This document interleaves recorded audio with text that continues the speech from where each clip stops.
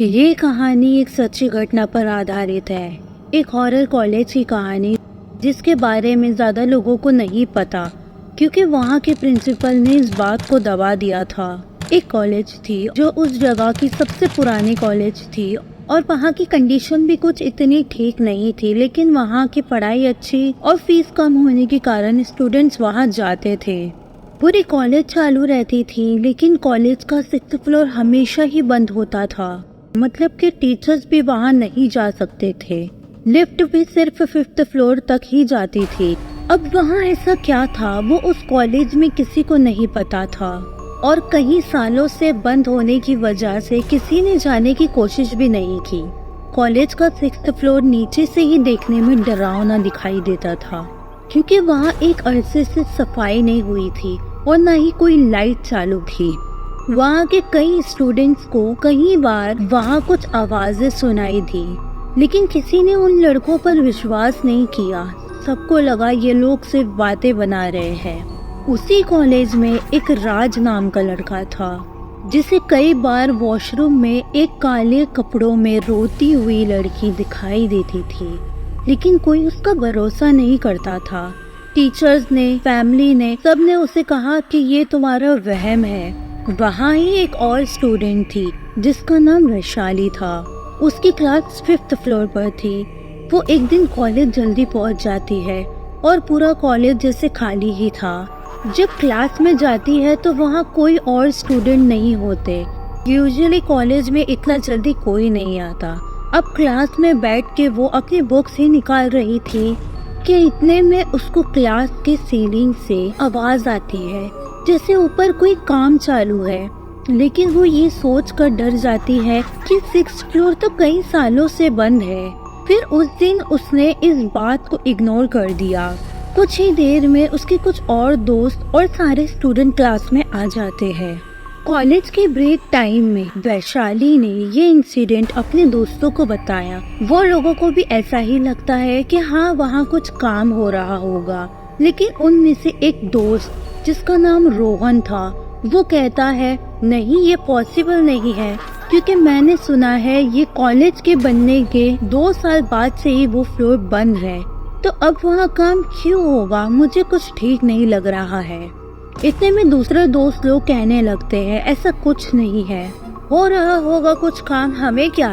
लेकिन रोहन को अब भी कुछ ठीक नहीं लग रहा था क्योंकि वो जानता था 6th फ्लोर तो कई सालों से बंद पड़ा है और वहाँ कोई जाता आता नहीं है। उसके लिए ये सब शॉकिंग था, इसलिए वो उसके दोस्तों से कहता है हमें देखना होगा क्या हो रहा है ऊपर।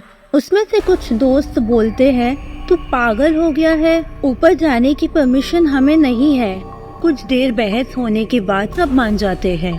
बस एक दोस्त अब भी नहीं मान रहा था जिसका नाम सचिन था, क्योंकि उसे ये सब बातों पर विश्वास ही नहीं था। लेकिन आखिरकार वो भी मान जाता है। वो लोग वहाँ जाने की प्लानिंग करते हैं क्योंकि 6th फ्लोर पर जाना आसान नहीं था। पहले तो वहाँ जाने की किसी को परमिशन नहीं थी और वहाँ एक वॉचमैन 24/7 रहता था निगरानी के लिए। ये लोग वहाँ शाम में जाने की प्लान करते हैं क्योंकि चालू कॉलेज में वहाँ जाना पॉसिबल ही नहीं था। सारा टाइम वॉचमैन रहता था। अब ये स्टूडेंट शाम में जब कॉलेज पहुँचते हैं तो क्या देखते हैं, अरे वॉचमैन तो इस टाइम पर भी यहाँ बैठा है। वो लोग थर्मस में चाय भर कर ले जाते हैं और उस वॉचमैन को देते हैं। कहते हैं आज हम सब दोस्त मिलकर यहाँ सारे वॉचमैन को चाय दे रहे हैं जो बेचारे रात भर जाग के मेहनत करते हैं। अब वो वॉचमैन ने चाय पी ली और वो वही कुर्सी पे बैठे बैठे सो गया क्योंकि चाय में इन लोगों ने नींद की दवाई मिलाई थी। अब इनका रास्ता साफ था। ये लोग डायरेक्ट 6th फ्लोर पर जाते हैं। चढ़ते टाइम इनको थोड़ा अजीब लगता है क्योंकि आगे की सीढ़ियों पर लाइट्स नहीं थी। वो लोग फोन के टॉर्च चालू करके चढ़ने लगते हैं। उतने में ही वैशाली को फिर से वही आवाज आने लगती है जैसे ऊपर कुछ काम चल रहा हो।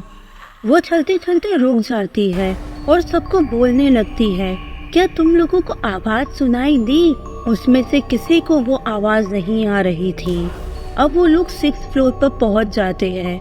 वहाँ बहुत ही ज्यादा अंधेरा था और सारे क्लासरूम के दरवाजों पर लॉक लगा हुआ था।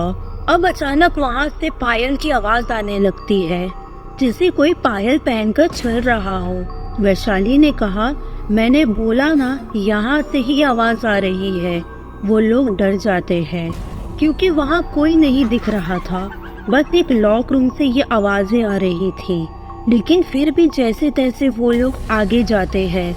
धीरे धीरे बढ़ते हुए वो लोग उस क्लासरूम के पास पहुंच जाते हैं जिसके अंदर से वो आवाज़ आ रही थी।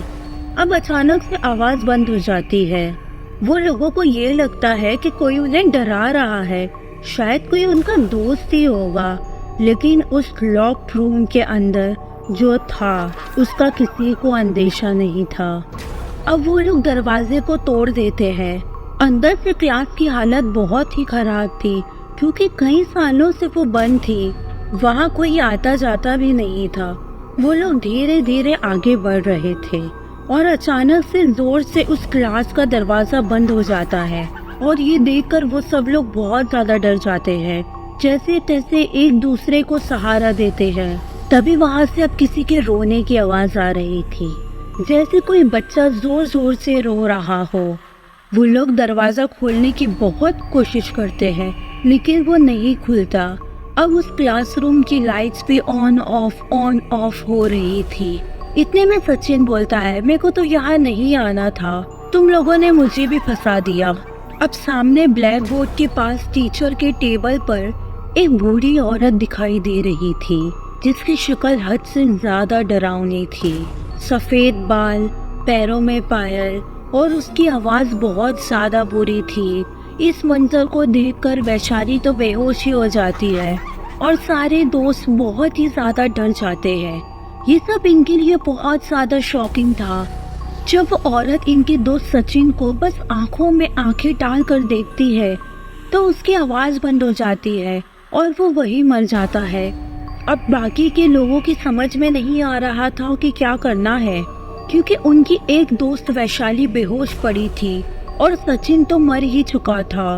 वो सब लोग जैसे तैसे करके विंडो से बाहर आ जाते हैं और भागते हुए सीढ़ियों से नीचे उतरने की कोशिश करते हैं, लेकिन सीढ़ियाँ खत्म ही नहीं हो रही थी, जैसे वो लोग बहुत ज़्यादा ऊपर चले गए हो। बहुत देर तक उतरने के बाद वो लोग कॉलेज के कैंपस में आ जाते हैं और भागते भागते वहाँ से बाहर निकलते हैं। लेकिन सचिन की लाश अब भी उस क्लास में ही थी और वैशाली को गोद में उठाकर साथ ले आते हैं। इस डरावने मंजर को देखने के बाद दूसरे दिन कॉलेज जाने की किसी की हिम्मत नहीं हो रही थी, लेकिन सचिन की लाश अब भी उस कमरे में ही थी। तो वो लोग कॉलेज जाते हैं और प्रिंसिपल सर को जाकर सारी बातें बताते हैं। प्रिंसिपल बहुत गुस्सा करते हैं उन लोगों पर। फिर वो 6th फ्लोर का राज बताते हैं। कई साल पहले की बात है, जब मैं यहाँ पर तुम्हारी तरह एक स्टूडेंट था और मुझे एक लड़की बहुत पसंद थी और हम बहुत जल्द शादी करने वाले थे, लेकिन आखिरी टाइम पर उसने मुझे धोखा दे दिया और आके कहने लगी, मैं तुमसे शादी नहीं कर सकती हूँ। ये सुनकर मेरे तो पैरों के नीचे से जमीन ही निकल गई। मैं एकदम टूट गया था, लेकिन मेरे मन में गुस्सा बहुत था, तो मैंने उससे बदला लेने के लिए वेकेशन के लास्ट डे पर 6th फ्लोर के उस कमरे में उसे बंद कर दिया और पूरे 2 महीने वो वही थी। और 2 महीने बाद जब कॉलेज फिर शुरू हुई तो वो नहीं, उसकी लाश यहाँ पड़ी थी और उसकी आत्मा आज भी उसी कमरे में है। और फिर वो सब लोग उसी वक्त वहाँ जाते हैं, सचिन की लाश को बाहर निकालते हैं और उस कमरे को फिर से हमेशा हमेशा के लिए बंद कर देते हैं।